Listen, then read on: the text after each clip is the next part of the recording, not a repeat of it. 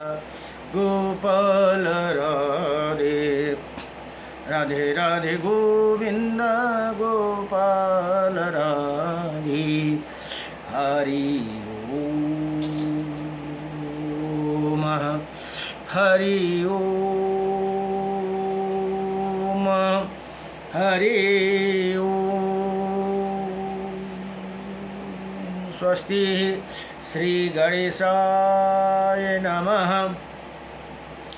ओम श्री सरस्वत्यै नमः। ओम श्री वेदपुरुषाय नमः। ओम श्री मातृपेत्रचरणकमलेभ्यो नमः। ओम श्री गुरुचरणकमलेभ्यो नमः। ओम समस्त कुलदेवता चरणकमलेभ्यो नमः। ओम समस्त पितृदेवता चरणकमलेभ्यो नमः। हरि ओम कृष्णं नारायणं वन्दे कृष्णं वन्दे व्रजप्रियं कृष्णं द्वैपायनं वन्दे कृष्णं वन्दे प्रीतासुतं वासुदेवं सुतं देवकंसचारुणमर्दनं देवकी परमानन्दं कृष्णं वन्दे जगद्गुरुं मुकुं करोति वाचालं पंगुं लंघयते गिरिं यत्कृपाः तमहं वन्दे परमानन्दमाधवं। कस्तूरितिलकं ललाटपटले वक्षौ स्थूले कौस्तुभं नासाग्रवरमौक्तिकं करतले वेणुकरे कङ्कणं सर्वज्ञ हरिचन्दनसुललितं कण्ठे च मुक्तं बले गोपाय स्त्री परिवेष्टितो विजयते गोपालचूडामणिः वंशी विभूषितकर्णं नवनीरदाभात पीताम्बरदारुणाभिमफलधरुष्टः पूर्णेन्द्रसुन्दरमुखः अरविन्दनेत्रा कृष्णात्परं किमपि ततो अहं न जानीहि। सच्चिदानन्दरूपायं विश्वोत्पत्यादिहेतवे त्रापत्राय विनाशायं श्रीकृष्णाय वयं नमः। ॐ कृष्णाय वासुदेवाय हरे परमात्मने प्रणतक्लेशनाशाय गोविन्दाय नमो नमः। जय जय श्री राधारमण जय जय श्री राधे मेरी स्वामिनी मैं राधे जू की दास। जन्म जन्म दीजियो मोहे श्री चरण कुवास। जन्म जन्म दीजियो मोहे श्री वृंदावन कुवास। जय जय राधारमण हरे जय जय नवल किशोर जय जय गोपीचितचोर प्रभु जय जय माखन चोर। जन्म जन्म दीजियो मोहे श्री चरण कुवास। जन्म जन्म दीजियो मोहे श्री वृंदावन कुवास। जय नारायणं नमस्कृत्य नरं चैव नरोत्तमं देवीं सरस्वतीं व्यासं ततो जयमुदीरयेत्। श्री परमात्मने नमः। हरिः ओम। गुरुर्ब्रह्मा गुरुर्विष्णुः गुरुर्देव महेश्वरः गुरुर्साक्षात् परं ब्रह्म तस्मै श्री गुरवे नमः। अखण्डमण्डलकारकं व्याप्तयनं चराचरं तत्पदं दर्शितं येनं तस्मै श्री गुरवे नमः। हरि ओम। अजीव आनंद औष अजीव आनंद औष गुरु को चरणमा अजीव आनंद अंश गुरु को चरणमा। सुख छैन छैन यो स्वार्थी संसारमा औछ आनंद गुरु को दरबारमा औछ आनंद गुरु को दरबार में गुरुको चरणमा गङ्गा यमुना सरस्वती नित्य बसिन् गुरु हृदयमा सत समुन्दर प्रकृति मुस्कुराउँछिन् गुरु हृदयमा ब्रह्मा विष्णु शिव गुरु गुण गाउँछन् गुरु सतगुरुकै अमृत बाणी आत्मालाई मोक्ष गराउँछन् सुख छैन छैन यो स्वार्थी संसारमा आउँछ आनन्द गुरुको दरबारमा आउँछ आनन्द गुरुको दरबारमा गुरुको दयाले मन छ काम भक्तिले मिल्छ ज्ञान गुरुको दयाले मन छ काम भक्तिले मिल्छ ज्ञान ब्रह्मा ज्ञानको मोल बढेर भगवानमा लाग्छन् ध्यान ब्रह्मा ज्ञानको मोल बढेर भगवानमा लाग्छन् ध्यान सुख छैन छैन छैन यो स्वार्थी संसारमा आउँछ आनन्द गुरुको चरणमा ज्ञान सुमिरन अमृत पान अनाद नाद जलकार ज्ञान सुमिरन अमृत पान अनाद नाद जलकार पूर्ण गुरुको कृपा भएर बन्छ जीवन पार पूर्ण गुरुको कृपा भएर बन्छ जीवन पार सुख छैन छैन सुख छैन यो स्वार्थी संसारमा आउँछ आनन्द गुरुको चरणमा आउँछ आनन्द गुरुको दरबारमा ओम नमो भगवते वासुदेवायम र एउटा महत्त्वपूर्ण यो स्तोत्र बलि भनेर एउटा पुस्तक छ नि यसमा सबै स्तोत्रहरू भगवान राम कृष्ण विष्णु शिवजीका सबका त्यस मध्येमा एउटा महत्त्वपूर्ण स्तोत्र छन् यो सानो छोटो छ तर सबैभन्दा महत्त्वपूर्ण के स्तोत्र हो भन्दा श्री विष्णु अष्टविंशति नाम स्तोत्रम यसमा अर्जुन र भगवान कृष्णको संवाद छ भगवान अर्जुनले प्रश्न गर्नुहुन्छ भने भगवान कृष्णले उत्तर दिनुहुन्छ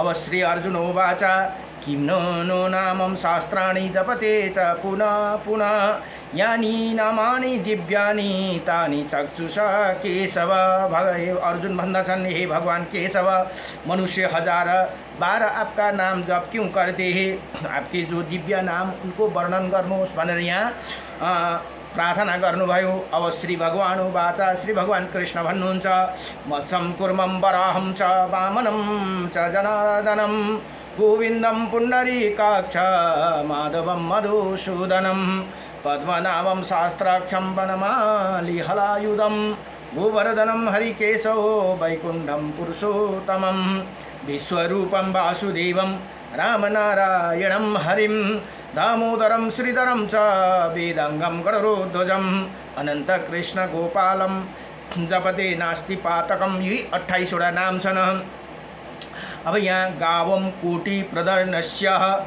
एक अश्वमेधस्य च कन्यादानं शास्त्रणं फलं प्राप्नोति मानव भनेर यहाँ बताइएको छ 1 करोड गौदान गरेको र 100 अश्वमेध यज्ञ र 1000 कन्यादान गरेको फल यहाँ प्राप्त हुन्छ भनेर बताउनुहुन्छ अमावास्या वा पूर्णिमास्य एकादश्यं तथैव च सन्ध्याकाले स्मरे नित्यं प्रातःकाले तथैव च मध्याह्ने च जपे नित्यं सर्वै पाप प्रमोचति यहाँ भन्नुहुन्छ भगवान हे अर्जुन यी नाम जाप गर्ने पुरुषको भित्र पाप नहीं रहते और ये नाम जपने गर्ने वाला मनुष्य को 1 करोड गौदान 100 अश्वमेध यज्ञ र 1000 कन्या दान फल कन्यादान गरेको फल प्राप्त गर्दछन् औँसीमा पूर्णिमा तथा एकादशी तिथिको और नवा प्रतिदिन स्वयं प्रातः एवं मध्याह्न तीनै टाइम बिहान दिउँसो बेलुका गरेर यी नाम जप स्मरण पूर्वक जप गर्नेवाला मनुष्य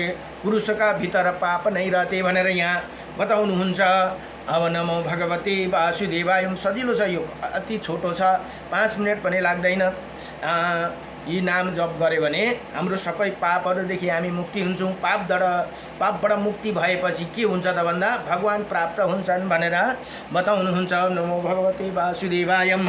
नारायणं परम ब्रह्म नारायणं परम तप नारायणं परम देव सर्वनारायणं सदा। रामाय रामभद्राय श्रीरामचन्द्राय वेदसे श्रीरघुनाथाय नाथाय सीताये पतये नमः।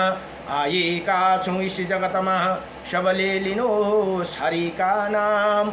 मुदास योगनाथको शबमा राधे राधे श्याम। जय जय लक्ष्मी नारायण भगवान को, जय जय राधारमण भगवान को, जय श्री रामचंद्र भगवान को, जय जय उमापति शंकर भगवान को। हर हर हर हर महादेव शंभो। जय जय श्री राधे। र अहिले श्री बराह पुराण अध्ययन हुँदैछ। अब बराह पुराण आज अन्तिममै, आज 2 अध्याय मात्रै रहेको छन्। त्यसको बादमा अब भोलिदेखि अर्को पुराण कुन यहाँ मैले यहाँ नम्बर वाइज गरेको छु। नमो भगवते। अच्छा,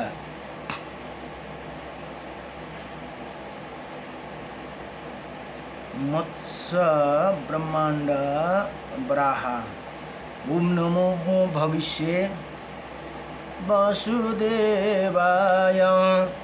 ओम नमो भगवते वासुदेवाय। बराह पुराण अब भोलिदेखि नम्बर रहेछ ब्रह्मा पुराणको है।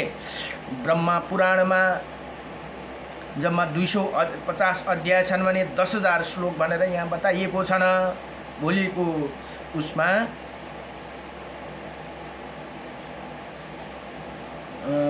बराहदेखि ब्रह्मा पुराण। ओम नमो भगवते वासुदेवाय। अब भोलिदेखि ब्रह्मा पुराण सुरु हुनेछ। आज म यो बराह पुराण सकिन्छन्। अब यहाँ भन्नुहुन्छ आज 216 अध्यायमा गोकर्णेश्वर और श्रृंगेश्वर आदि का महात्म्य भनेर यहाँ बताउनुहुन्छ। ओम नमो भगवते वासुदेवाय नमः।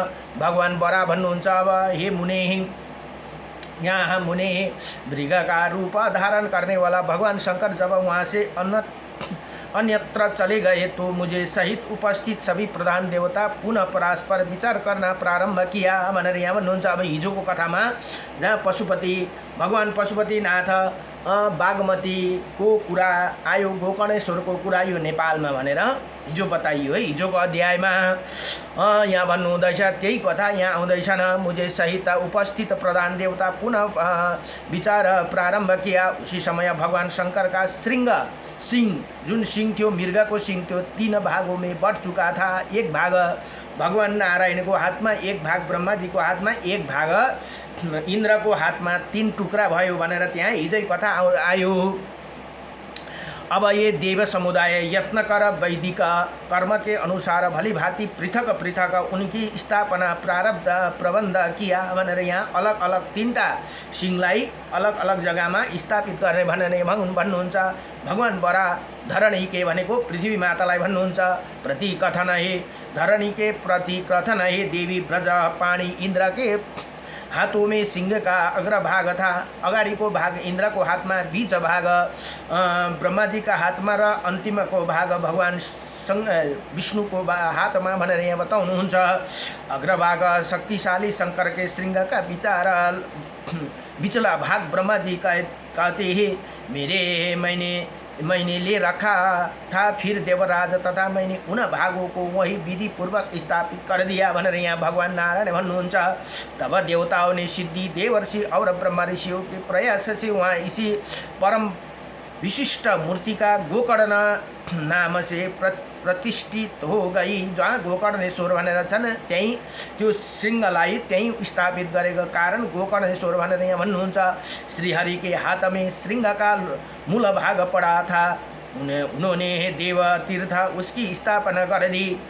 अब वहाँ विशाल विग्रह श्रृंगेश्वर के नाम से वहाँ सुशोभित हुआ। जहाँ भगवान विष्णुको हातमा बिचले अन्तिमको भाग थियो, त्यो भागलाई भगवान विष्णुले श्रृंगेश्वर नाम से वहाँ सुशोभित हुआ। श्रृंग में 3 रूप धारण करने भगवान शिव विराजते थे, वही उन सभी स्थानों को प्रतिष्ठित हो गए। वस्तुतः ये वो एक ही अनेक रूप अभिव्यक्त है भनेर यहाँ बताउनु भयो।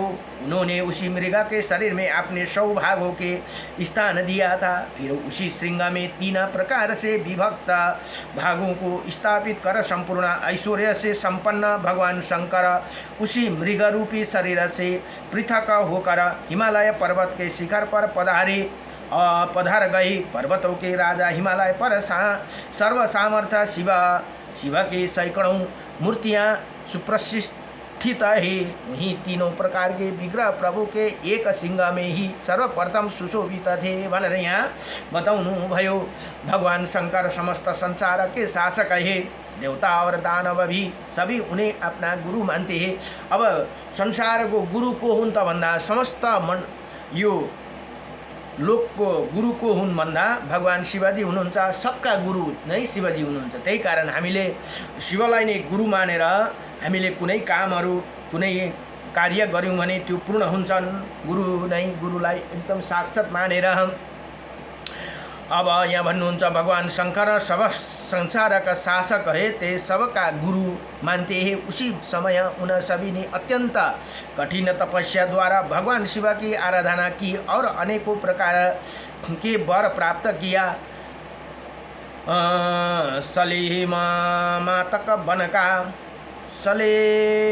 समातक वन का समस्त भूभाग चारों ओर से देवताओं, दानवों, गंधर्वों, यक्षों,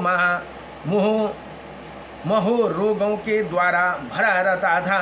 तीर्थ यात्रा के विचार से वहाँ आते और प्रदक्षिणा करने में संलग्न हो जाते थे। तीर्थ के दर्शन से फल प्राप्त हो, यही भावना उनके मन में भरी रहती थी भनेर यह बताउनु भयो। तथा इसी क्षेत्र का महान फल भी उन्हें विदित तथा प्राय सभी सुरगण जहाँ तीर्थ है वहाँ जाते और उसी स्थान में पुनः इसी सले मातक तीर्थ की पधारते थे। एक दिन पुलत्स्य ऋषि का पौत्र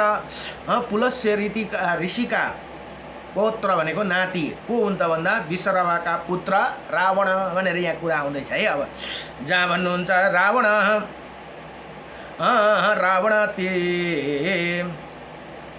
पौत्र रावण भी वहाँ आया। उसके साथ उन्हें दोनों भाई वहाँ आए थे।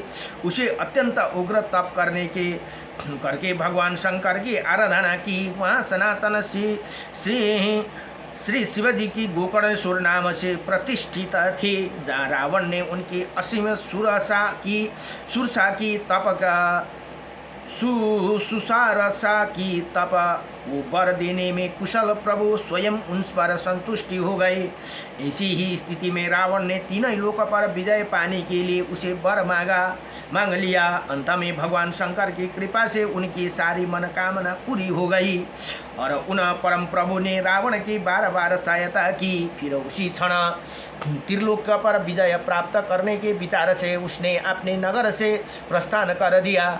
3 लोकों को जीतकर उसने इंद्र पर भी अपना अधिकार जमा लिया। इंद्रजीत नाम का उसका पुत्र उसे सहयोग दे रहा था। उसी समय बहुत से पहले इंद्र ने जो भगवान शंभु के सिंह का अग्रभाग लेकर अपने यहाँ स्थापित किया था, उसे अपने पुत्र सहित रावण ने उखाड़ लिया भनेर यहाँ बताउनुहुन्छ। पर जब वो राक्षस उसे लेकर अपनी पुरी को जा रहा था और सिंधु के तट पर पहुँचे तो उसी मूर्ति को जमीन पर रखा। मूर्त भर लघु संख्या करने लगा। फिर संध्या समाप्त होने पर जब उसे वो बलपूर्वक उठाने की चेष्टा की तो वो उसे उठा ना सका और वही मूर्ति ब्रज के समान कठोर बन गई। तब रावण ने उसे वहीं छोड़ दिया और लंका की यात्रा की। भगवान बराह पृथ्वी से कहते हैं। अब भगवान बराह भगवान पृथ्वीलाई भन्नुहुन्छ, हे महामते, तुम्हें इसी मूर्ति को दक्षिण गोकर्णेश्वर समझना चाहिए भनेर जहाँ रावणले स्थापित गरेको भनौँ न। अब रावणले राखेको थियो तर बादमा त्यसले उठाउन सकेन। त्यही चाहिँ दक्षिण गोकर्णेश्वर समझना चाहिए। हे भूपति, भूपति भनेर भगवान पृथ्वी मातालाई भन्नुहुन्छ। भगवान शङ्कर यहाँ स्वयं प्रतिष्ठित हुए है भनेर यहाँ भन्नुहुन्छ। अब ब्रह्माजी कहते हे मुनि भनेर नारद मुनिलाई भन्नुहुन्छ। मैंने तुम्हें विस्तार से साथ ये सभी बातों का सुनाई। इसी तरह महात्मा गोकर्ण के उत्तर दिशा में भी प्रतिष्ठित हुई।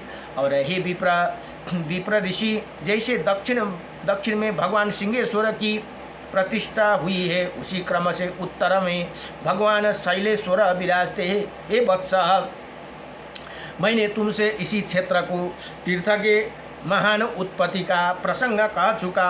अब तुम मुझसे दूसरा कौन सा प्रसंग सुनना चाहते हो भनेर यहाँ बताउनु भयो। यति भनेर श्री वराह पुराण को 216 अध्यायमा गोकर्णेश्वर और सिंहेश्वर आदि का महात्म्य का वर्णन भनेर यहाँ बताउनु भयो। नमो भगवते वासुदेवाय कृष्णाय वासुदेवाय हरे परमात्मने प्रणतक्लेशनाशाय गोविन्दाय नमो नमः। श्री कृष्ण गोविन्द।